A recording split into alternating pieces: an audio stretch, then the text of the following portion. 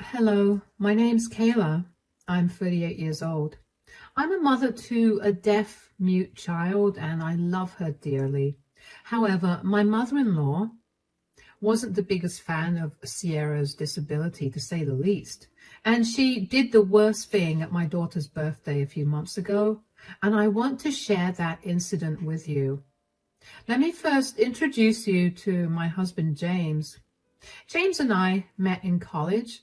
We were in our junior year when we met and we got along great. We decided to give dating a shot, and before we knew it, we were in love. We remained together for the next 7 years. I know usually people get married after dating for 3 to 4 years, but James and I were too focused on our careers to think about marriage.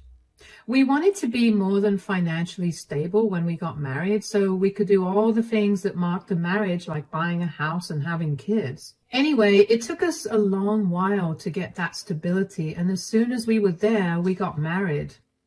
We closed in on a beautiful house, and after we settled in, we began trying for children. It took us quite a while, but eventually, I finally got pregnant. We were ecstatic, and even though I was on the scale for a risky pregnancy, James and I were hopeful that everything would be normal. I made sure to study up on what's best for a healthy baby and followed a very healthy lifestyle for 6 months of my pregnancy. It wasn't an easy pregnancy at all, though. I had a large number of issues crop up due to it, and I was at risk for diabetes as well. Every day was painful, but I powered through. But then one day my blood pressure spiked too high and I had to be induced into labor. If I hadn't been induced, my baby would have died, and James and I did not want that.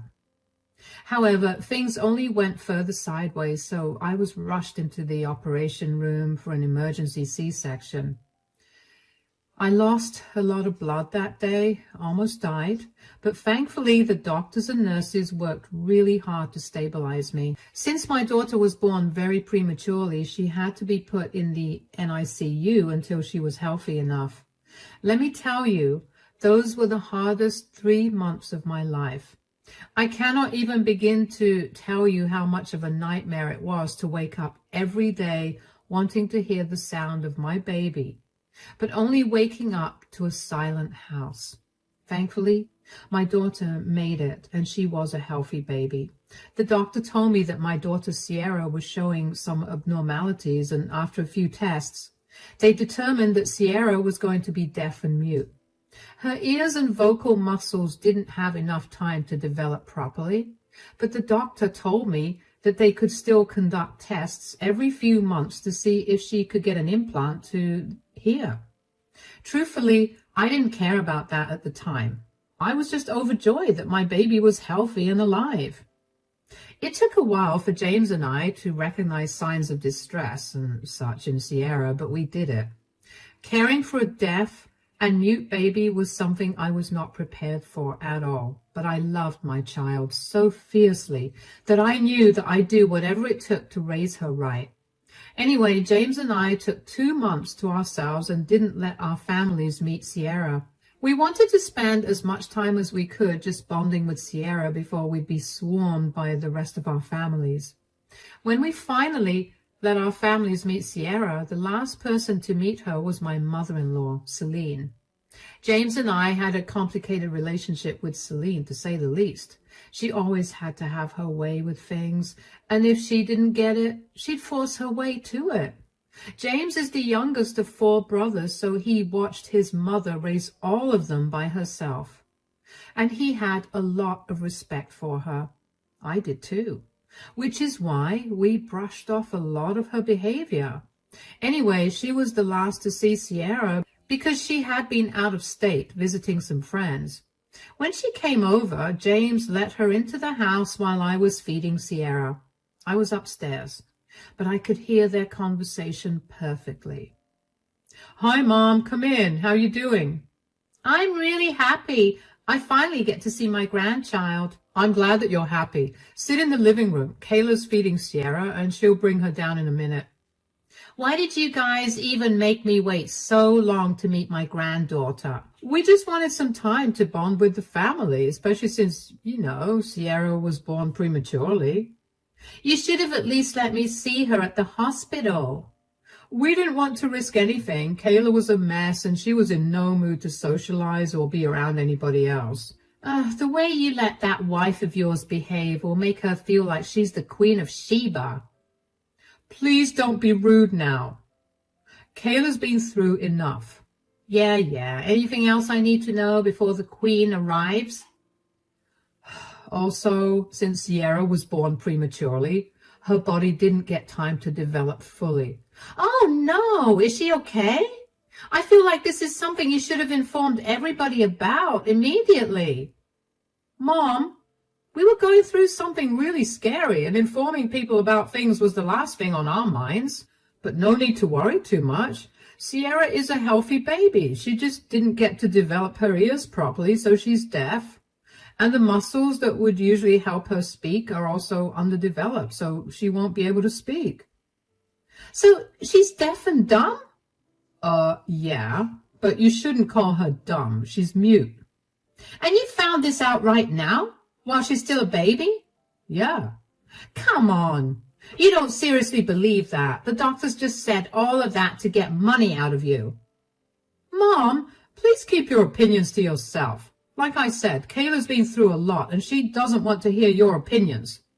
Be nice to her today, and just be grateful that you get to see Sierra. Fine.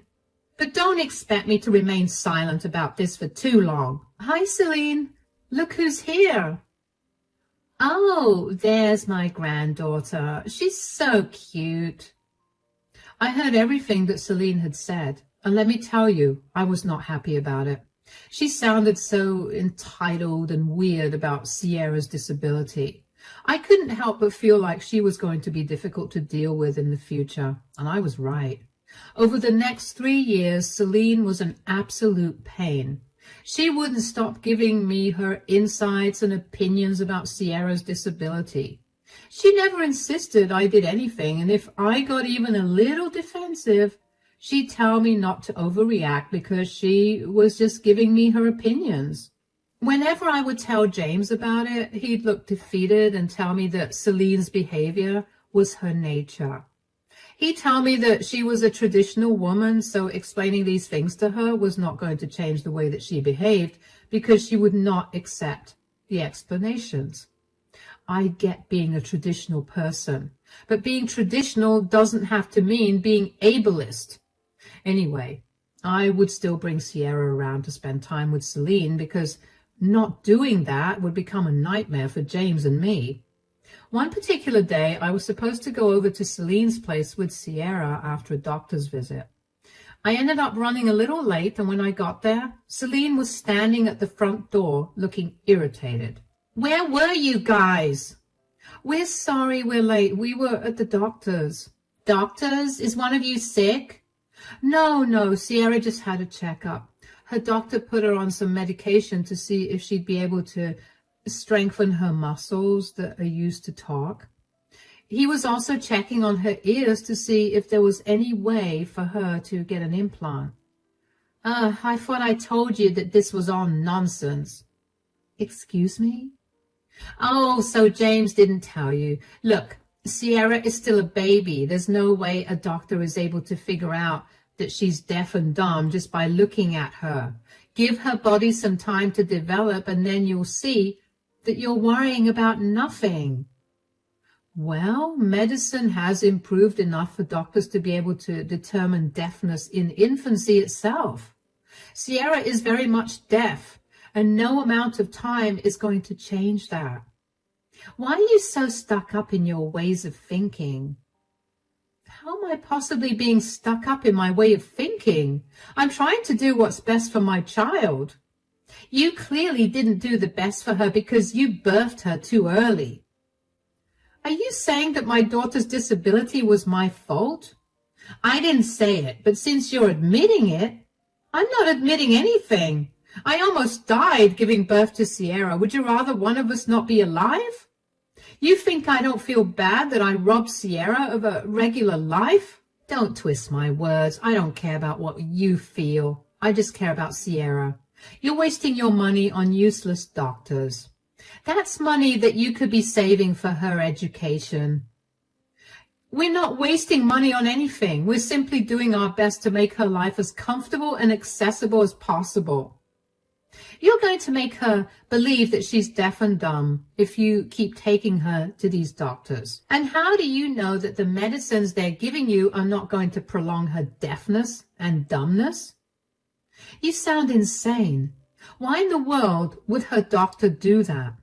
James and I are working hard to prepare Sierra for the world, and getting advice from doctors is one of the ways. You don't get to say anything about this or how we spend our money because you're not Sierra's parent. Denying Sierra's disability doesn't change the fact that Sierra is deaf and mute. Either drop it or I'm leaving with Sierra. Whatever. Are you at that time of the month? Is that why you aren't understanding what I'm saying? You know what? I'll leave. I expect those words out of some old-fashioned man, not my mother-in-law.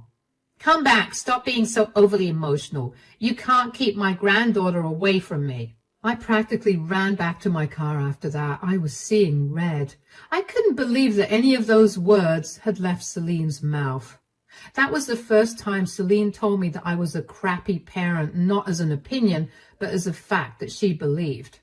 Her blaming me for Sierra's disability made my heart hurt like crazy. I felt that guilt every single day, and her telling me that with a smirk on her face made me want to yell at her with every fiber in my body.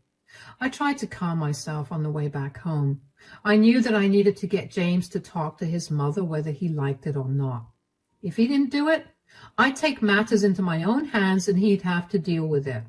When I got back home, James was in the kitchen preparing dinner. I sat Sierra down in the living room in her playpen and went over to him. Hi, honey. I thought you were spending the day with my mom. Yeah, I was supposed to, but I simply couldn't. Why? Did something happen? Yeah.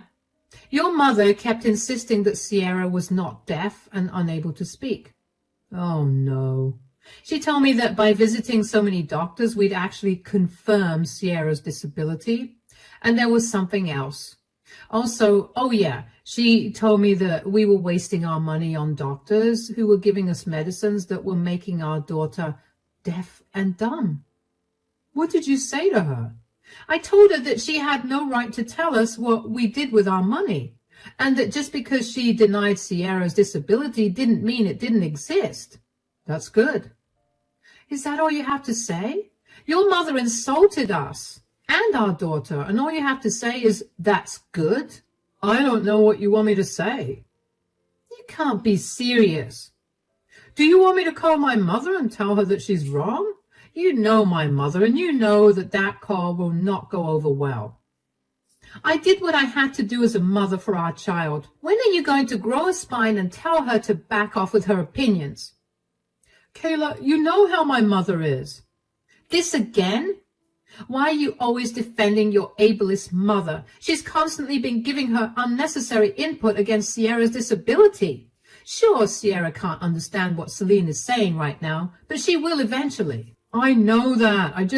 I feel like I'm stuck between a rock and a hard place. On one hand, I'm beyond hurt that my mother would say such things about our daughter. On the other, she's my mother. I cannot be rude to her.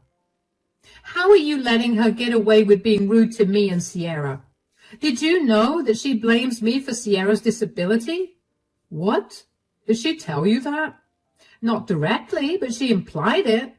You need to stop siding with your mom. I do not want Sierra growing up around her.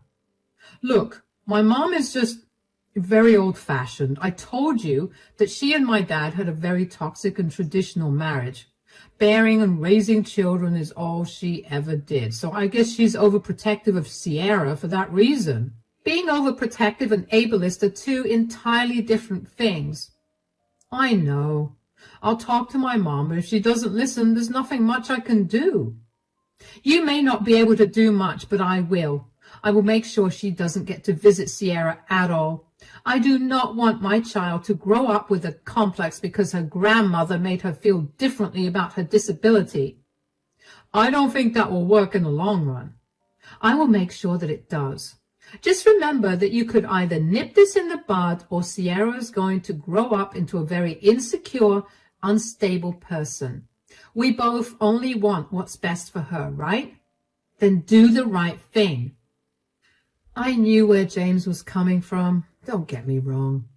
I loved my husband more than anyone else on this planet, but I also wanted him to grow a spine and tell his mother what she was saying was wrong. I knew that he revered his mother. The man watched his dad verbally and emotionally abuse his mother and leave her to take care of all their kids while he sat in front of the TV and drank his many packs of beer. I also appreciated everything Celine did to raise 4 great guys, but that did not excuse how she was so crass with Sierra. James stayed true to his word and spoke to his mother about her language, and she took his word seriously. I knew that was going to happen because she valued her kids way too much, so unless one of them spoke up, she was never going to listen to anyone else. But she only changed her behavior for a few weeks before she reverted to her ableist ideals. She kept telling me that Sierra was not deaf or mute, and she would pressure Sierra to talk every time we left alone with Sierra for just a minute. Sierra always felt so distressed around Celine, so I began to make sure that she was never left alone for even a second with Celine. James would keep talking to Celine about her behavior, and she would change only for a short while before reverting to her usual self. James never had the heart to let go of his mother, and even though I had an issue with it, I kept silent. I resorted to protecting my daughter in every way possible. This went on for years, and then when Sierra turned 10 years old, we decided to throw a big party for her. We invited family and all of Sierra's friends from school, and we held it in the late afternoon. Since the family was involved, we had to invite Celine. Thankfully, Celine was very well behaved during the party. She had James communicate with Sierra using sign language for a while, and from what I could see, Sierra seemed happy. After the party ended and everyone left, James went out to get our last present for Sierra. During that time, Sierra and I sat down to open all the presents she got. She got a lot of lovely presents, and she looked like she was over the moon until we opened Celine's present. It was the most garish set of earphones I've ever seen, with an attached mic piece along with the book titled How to Improve Your Hearing for Dummies. Sierra immediately began crying, and I was beyond mad. I tried my best to calm Sierra down, but she could not stop crying. She threw away all her presents and ran to her room. She shut her eyes so that she wouldn't be able to see me sign, and kept crying. I called James as I was trying to calm her down because I could not manage my anger either. Hi, honey, is everything okay? No, you need to do something about your mother. I've kept silent for too long, but this is it. You need to do something. What are you talking about? What did she do? Do you know what she gifted Sierra? She gave her a pair of headphones and a book titled How to Improve Your Hearing for Dummies. What? Sierra won't stop crying, and she feels really bad. You know how long it took for her to come to terms with her being different from everyone else. This is beyond disgusting on your mother's part. I agree. I can't believe she would do such a thing. Really? Because she's constantly been tormenting Sierra, and every time I tried to stand up for her, you'd come in and tell me that your mother was too stuck in her ways to realize what she was doing wrong. I know. I'm so sorry for that. I should have nipped her behavior in the bud. I can't even get Sierra to calm down, James. It's like no matter what I try to say, it's not getting through to her. She's just sitting in her room with her eyes shut, crying.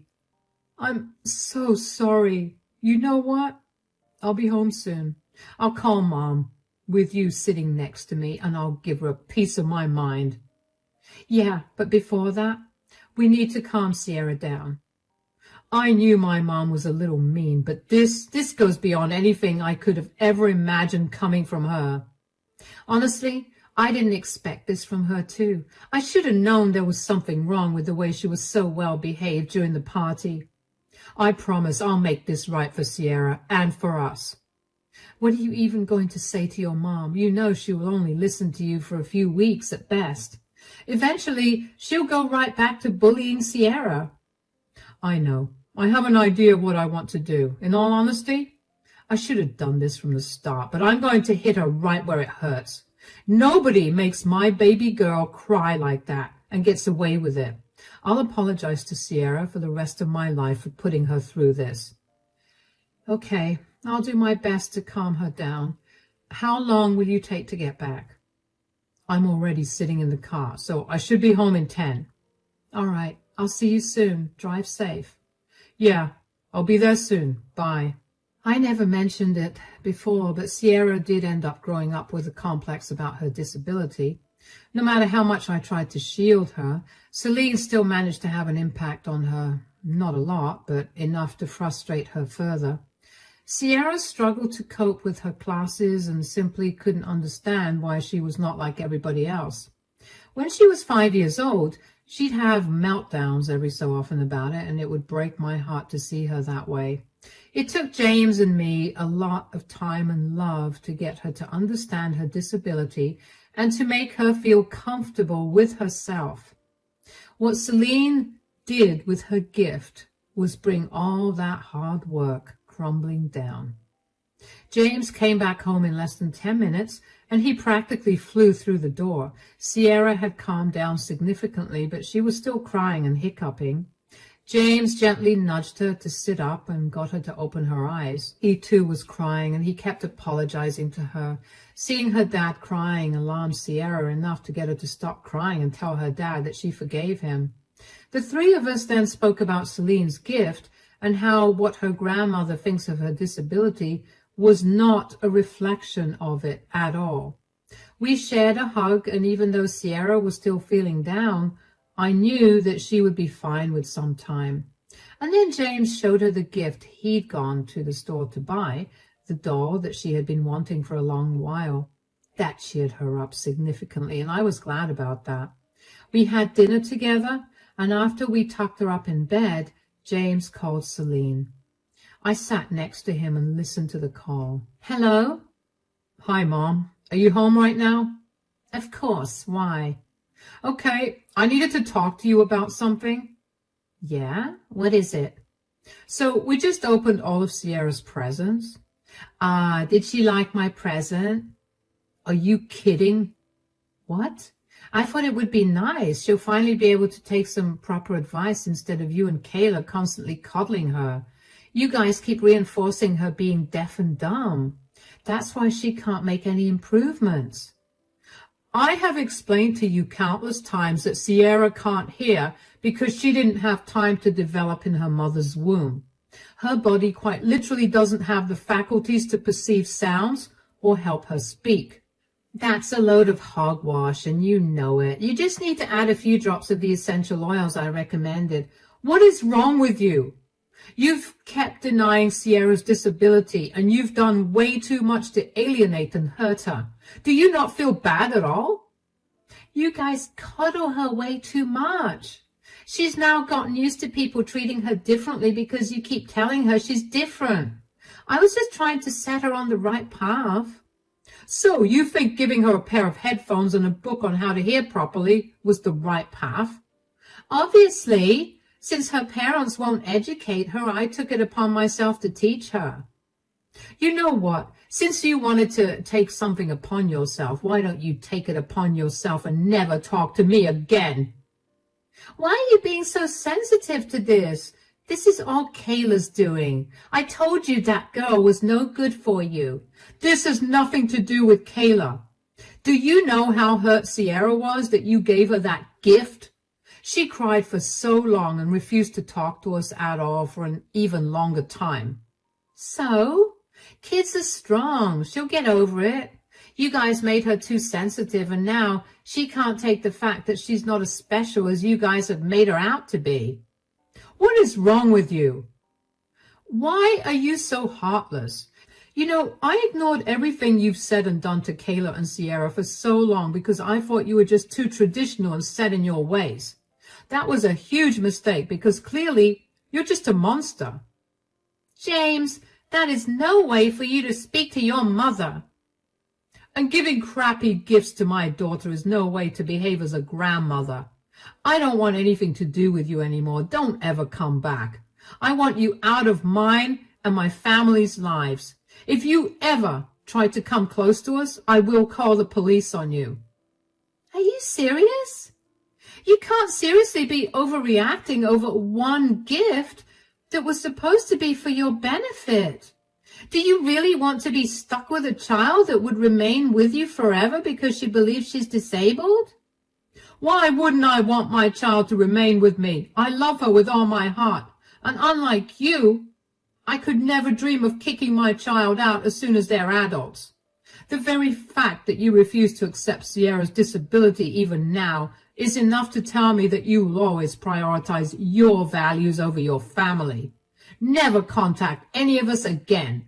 James was red in the face from how angry he was. I was finally glad that James made the right decision. I could tell that this time he was being serious because I had never seen James this upset before. He had one of the most calm temperaments I've ever seen in a person, so to see him get mad meant that someone really messed up badly. And this time it was Celine, and rightfully so. Celine tried to call back as soon as James cut the call, but James declined the call and blocked her number. She then tried calling me, but I let the call ring out. I did not want to hear her voice because Lord knows I would have been a lot meaner than James was to her. I guess Celine realized that she was not going to get an answer from either one of us and left us alone for that night. But for the next few days, she would keep calling me until I was forced to block her as well. In hindsight, I should have known better that Celine would not leave us alone because after a month of no contact with her, we got served with a summons. Celine had decided that since we were not going to let her near us, she would file for visitation rights as a grandparent. James and I were furious about this, but we knew that if we beat her here, she would definitely have no way of contacting us. So we gathered all the evidence we could of Celine's disgusting attitude towards Sierra's disability. When the evidence was presented to the judge, it was decided that Celine would not get any visitation rights. Celine's face as she realized that she lost was something I couldn't help but remember because it was so funny. She looked like she'd been caught doing something she shouldn't have been doing. And honestly, that was a pretty accurate look on her face because she should not have messed with us. She then got a new number from which she kept spamming James and my phones with calls and texts to tell us what horrible people we were and how she was simply trying to protect Sierra from our evil ideologies. After that, James and I got a restraining order against her so that she was not allowed to contact us at all. And that was when I truly felt safe. As for Sierra, she's doing a lot better now. It took us a while to bring her back to her original self, but after a while of watching some very heartwarming videos of other families with deaf children and educational videos on what it is like to be deaf and mute, Sierra bounced right back to her old self. She's proud of who she is, and she's quickly forgotten about Celine as well. James and I are equally proud of Sierra, and we're definitely going to be a lot more careful about who we let our daughter be around. Thank you so much for sticking through and listening to my story. Remember to be kind to everyone, regardless of what they look like.